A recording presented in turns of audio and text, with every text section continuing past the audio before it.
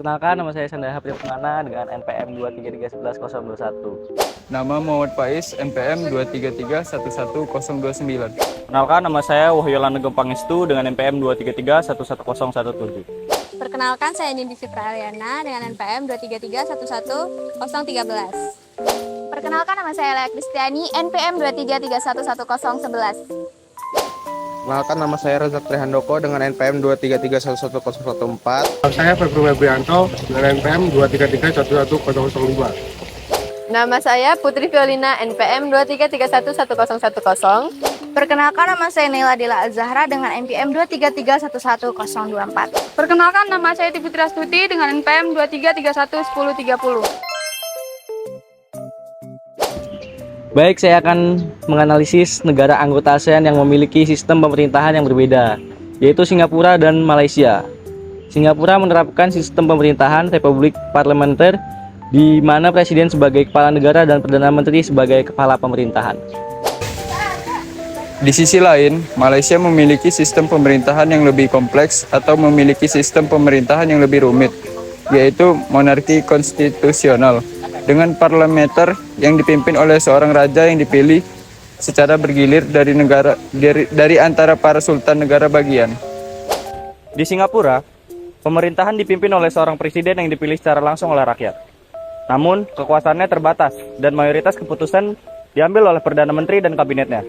Sebaliknya, Malaysia memiliki sistem di mana raja dipilih secara bergiliran dari sultan-sultan negara bagian. Sementara, kekuasaan eksekutif utama berada pada Perdana Menteri yang dipilih oleh mayoritas di Parlemen Federal.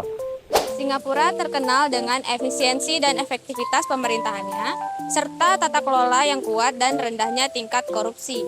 Malaysia, meskipun mengalami pertumbuhan ekonomi yang pesat, masih menghadapi tantangan dalam hal korupsi dan reformasi politik. Meskipun demikian, kedua negara memiliki sistem hukum yang relatif independen. Meskipun Singapura cenderung lebih ketat dalam hal pembatasan kebebasan berbicara dan berkumpul.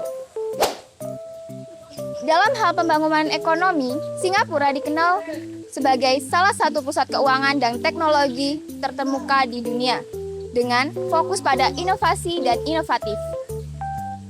Dalam sektor-sektor maju, sementara Malaysia memiliki ekonomi yang lebih beragam dan sektor manufaktur, pertanian dan pariwisata yang menjadi pendorong utama pertumbuhan ekonomi negara tersebut.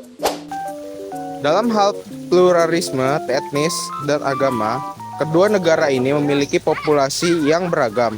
Singapura terdiri dari mayoritas etnis Tionghoa, Melayu, dan India.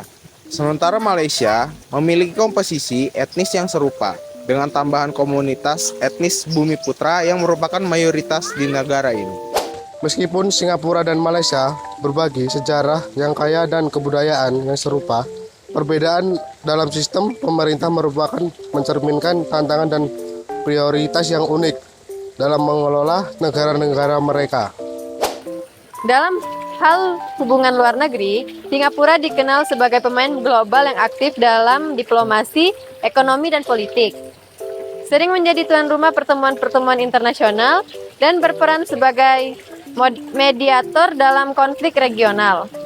Malaysia juga memiliki peran yang signifikan dalam diplomasi regional, terutama dalam Organisasi Kerjasama Islam, OKI, dan ASEAN, serta mempertahankan hubungan yang kuat dengan negara-negara Asia Tenggara dan Timur Tengah.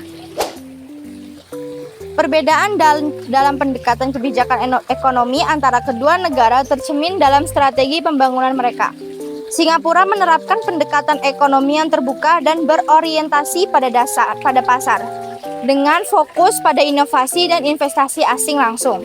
Sementara Malaysia memiliki kebijakan ekonomi yang lebih berorientasi pada pembangunan dalam negeri, dengan penekanan pada pembangunan infrastruktur dan program-program untuk memajukan komunitas Bumiputra.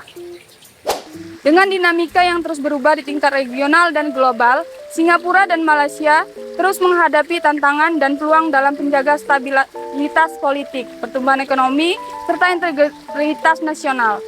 Meskipun memiliki perbedaan dalam sistem pemerintahan dan pendekatan kebijaksanaan, kedua negara ini memiliki kepentingan yang saling terkait dan sering bekerja sama untuk mencapai tujuan bersama di tingkat ASEAN dan di luar wilayah tersebut. Sekian, terima kasih. Wassalamualaikum warahmatullahi wabarakatuh.